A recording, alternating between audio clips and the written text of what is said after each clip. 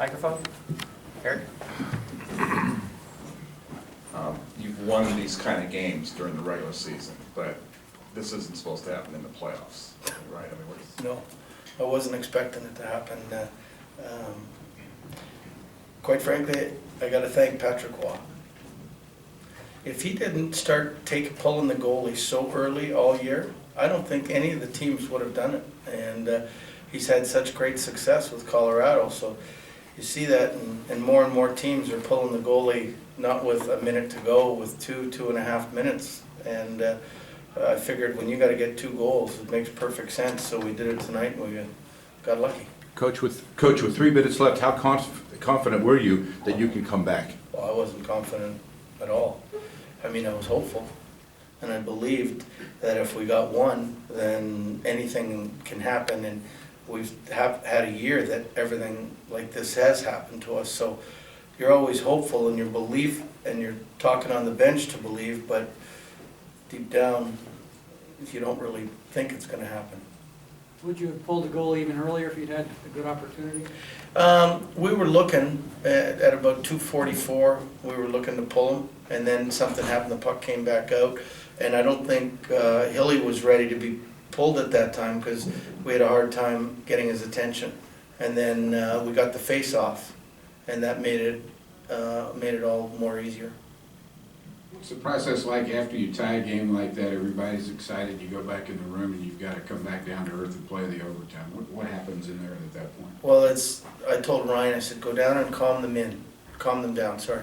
I'm not gonna go in and say anything till we have to come out. And then I just said, we're gonna roll 4 lines, stay the course of what we do. They're gonna come out really hard because they're probably a little ticked at what happened. And just, if we don't score in the first 5 minutes, after 5 minutes, I think we'll just keep coming at them. Talk a little bit about. Pardon me? So talk a little bit about the move to Hiller and the incredible difference that he made.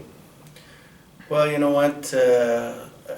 He played great. There's no doubt about it. And you know, I mean, he's come in twice in this series and hasn't given up a goal in over 3 periods. So it's the stuff we knew he could do.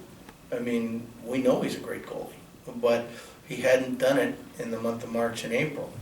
And Freddie started to look a little tired. I was a little worried about today because he woke up sick, and so we didn't know, should we start him, shouldn't we, you know, and in the end he said he's fine, so we went, but I knew he probably didn't sleep that much last night, so there was an excuse, maybe a little bit, why he wasn't as sharp as he normally is. Are you thinking now that Jonas will be the goalie?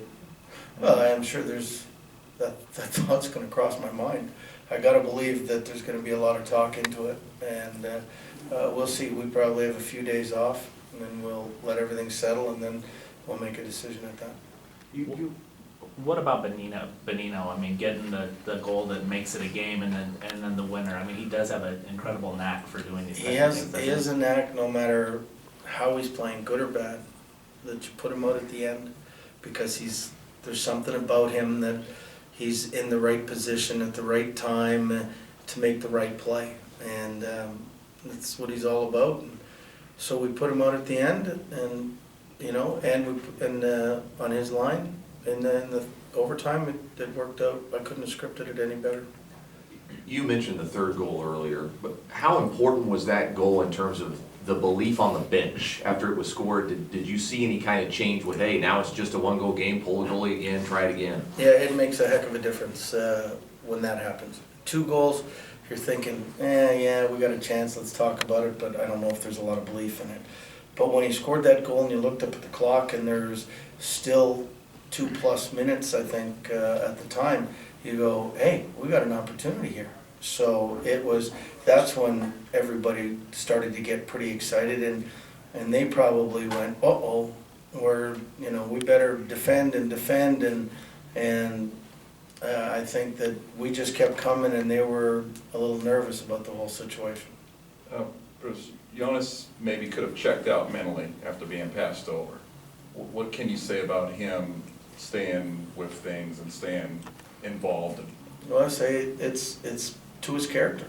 And it's, you know, I think our whole team has got tremendous character, but I mean, you're right, he could have been a starter his whole life, and now he's relegated to the bench for some young rookie. Could have done that, but I thought Dwayne Rolson did a tremendous job with him, talking to him every day, building him up, working him hard so he was ready, and it wasn't just like sitting in the corner waiting, you know, to mop up. And you know, we had a conversation last week after he went in, and the next day I played Freddie, and I said, I'm going to start Freddie again, and I told him the whys, but I said, you be ready. It was last year, you know, I told Victor he was going to start the LA series.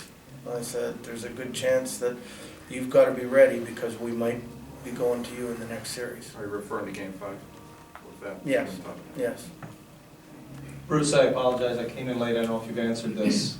probably. How important was the coincidental minor call when Cogliano turned it, you know, he and Chason turned it into a 4-on-4? When you pull your goalie, that can make a difference. It makes a heck of a difference. I mean, that's why they changed that rule, that if you have a power play and two guys get a double minor or get a minor each, that it still stays 5-on-4 and it doesn't go to 4-on-3, because that's what teams used to do in the past. So we had an opportunity to get our power play, rather than a 6-on-5, a 5-on-4 is so much easier, and they still can't ice the puck. That and our power play the last 2 games have been going fairly well. It was advantage us, and Nick snuck that one in, and we still had so much time for a 4-on-4.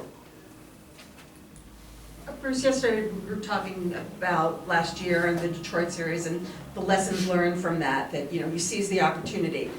You can talk about it, but tonight they did it. They seized the opportunity. What is that? Does this get this team over a mental hump? Does it? What does it do going forward, do you think? Well, I hope it does, because the coach, you know, the coach can talk about all the positives and everything, but until it gets done, it's like winning a Stanley Cup. I mean, you can talk about how great it is and how it's done and that, but until you do it, you don't really know. You don't know the price you have to pay. So maybe this will catapult us a little bit towards the next series. We're hoping that there's not a lot of, you know, there's jubilation tonight, but there's not a lot of satisfaction yet. So that's the key.